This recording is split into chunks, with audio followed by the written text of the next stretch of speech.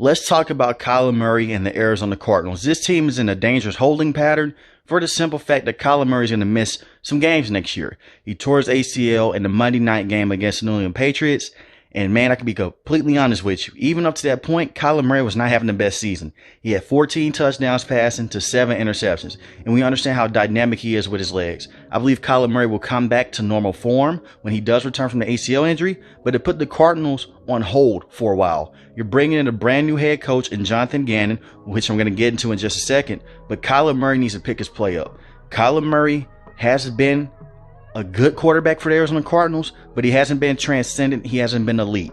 And most of that can fall on the arms of Cliff Kingsbury for the simple fact that he didn't use him to the best of his ability. It was a lot of plays underneath Cliff Kingsbury to where you look at it and say, hey, this is just Kyler Murray throwing the ball to DeAndre Hopkins, or he's just throwing the ball to the primary read. And we saw what the offense was without DeAndre Hopkins. They're very anemic. And we saw them throughout the entire season. They are 21st in total offense, 18th in passing offense, and 21st in rushing offense as well. So Kyler Murray had little to no help on a week-to-week basis, even though they did make a huge trade for getting Marquise Hollywood Brown, who I think is a good wide receiver, but they shouldn't have traded a first-round pick for him. They were trying to do things that they did back in college by pairing him up with his former college quarterback in Kyler Murray. They're trying to please Kyler Murray, to the point to where you scratch your head and say, hey, they don't need any more wide receivers. You have guys like Rondale Moore. I get that DeAndre Hopkins missed games last year because of a suspension and he dealt with injuries in the past, but when he's on the field, he's still one of the best wide receivers in the game. So you shouldn't have went out there and made that type of trade for a guy like Marquise Brown. I understand why they did make that trade. It's just very interesting. The fact that you trade a first round pick for him and you're going to have to eventually pay him as well, that's just very head scratching to me. And DeAndre Hopkins, when he was on the field this year, he looked really good. 64 catches, 717 yards, and 3 touchdowns. And he was able to do his thing. But the Cardinals are in a dangerous holding pattern, not just because Kyler Murray's going to miss games next year. They may trade DeAndre Hopkins. It seems like that's the route that they want to go because of the cap situation. And you're losing your leading sack guy in J.J. Watt. J.J. Watt is retiring. He's done with football, had 12.5 sacks. The next guy that could offer you pressure at that level was Zach Allen. So you insert a brand new head coach, a defensive head coach, in Jonathan Gannon.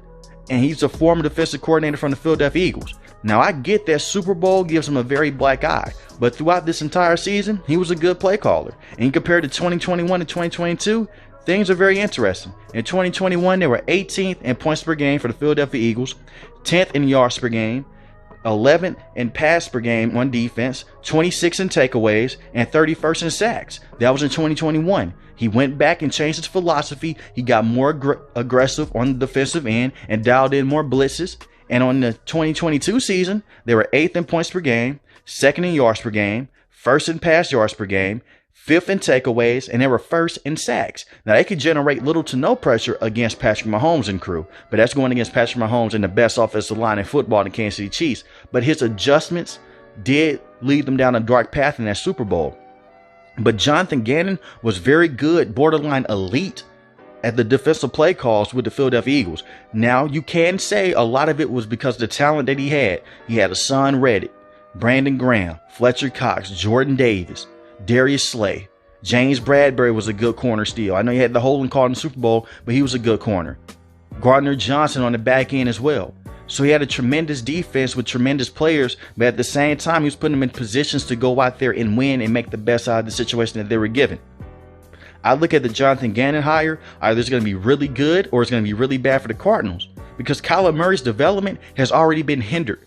So the brand new coordinator that they're bringing over from the Cleveland Browns, the quarterback's coach, hopefully, when he calls these offensive plays and when Kyler Murray's healthy, they can help develop him and get him to that point. But Kyler Murray's growth has been stunted. And I'm not just talking about his height at a young age. I'm talking about what he was able to do on the field. Cliff Kingsbury did him little to no favors. They made the playoffs once and they got wiped out by the LA Rams. And that was the Rams that went on to go win the Super Bowl. I get that, but he couldn't make halftime adjustments. That's what I worry about with Coach Gannon. He made the right adjustments throughout the regular season, but in the playoffs, and especially in that Super Bowl against the Kansas City Chiefs, it didn't look too good.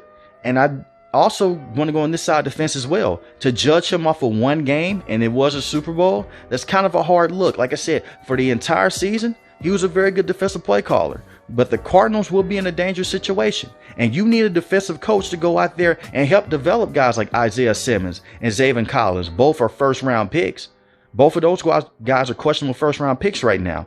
And the Cardinals are in a very interesting situation. When you look at their roster, they have good players, but as a team, they're not good. James Conner is a good running back, good physical running back at the goal line situation, but he's not an electric running back. He's not a top 5 running back in the NFL, not a top 10 guy, but that's not to say that he's a bad running back. He's good at getting touchdowns. He's good at getting tough yardage. DeAndre Hopkins will probably not be on this team next year. So you have Marquise Hollywood Brown, who struggles to stay healthy, got hurt last year dealing with a foot injury. Rondale Moore is also another guy. He's more of a gadget player, but he's a good wide receiver in the slot. He's a good guy to have.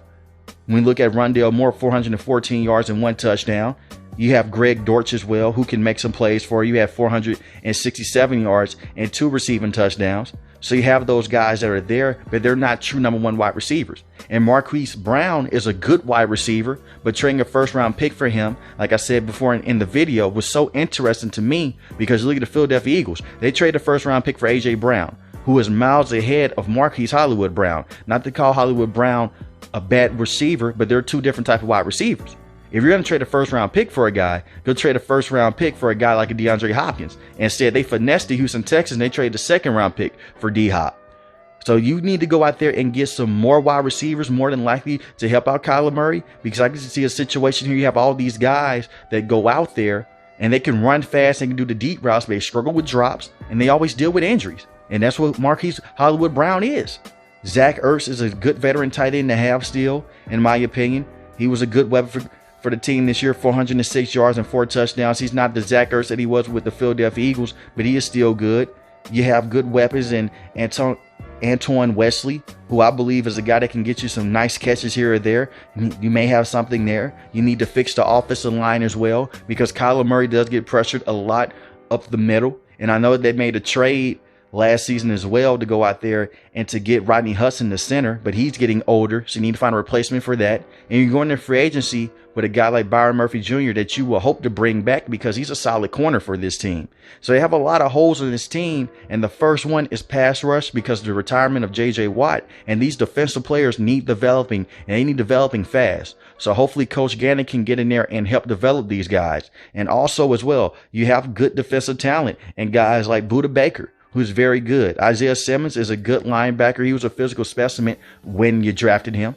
Hopefully it's not a Hassan Reddick situation to where he goes to a different team and he just pops off because the Cardinals will use him indirectly or they don't know how to use him. So let me know in the comment section. How do you feel about the Arizona Cardinals? I think this will be one of the worst teams in the league again next year for the simple fact your starting quarterback is going to miss some games and the wide receivers are going to be a bit of an issue for this team, in my opinion. I think they're going to be a bit of an issue, and the scheme will be entirely different. They're not going to run the same thing that Cliff Kingsbury ran. So these players are going to be entering a brand new offensive scheme. So we'll see if they can make some noise in free agency. That would help retaining some guys. But let me know in the comment section how you feel about the coaching hire of Jonathan Gannon, how you feel about Kyler Murray going forward with the Arizona Cardinals. And another thing too, a lot of people are saying that he has a bad contract. The Arizona Cardinals' hands were tied. It's either you pay Kyler Murray or you don't. And if you didn't pay him, you have to go out there and try to find another quarterback. Remember, this is a team that selected Josh Rosen, moved off of him after 1 season and went and got Kyler Murray because they believed that he was going to be the transition star for this team. So hopefully he can get to that point, and hopefully the Arizona Cardinals can turn this thing around. But in the division that they're in, it's going to be tough with the San Francisco 49ers, the Seattle Seahawks, and the Los Angeles Rams going to be making some noise as well. So let me know in the comment section how you feel about this entire thing. If you're new to the channel, hit the subscribe button. If you like the video, hit the like button. Most importantly, we want each and every last one of you guys stay safe, stay positive. Thanks for watching the video, guys. Peace.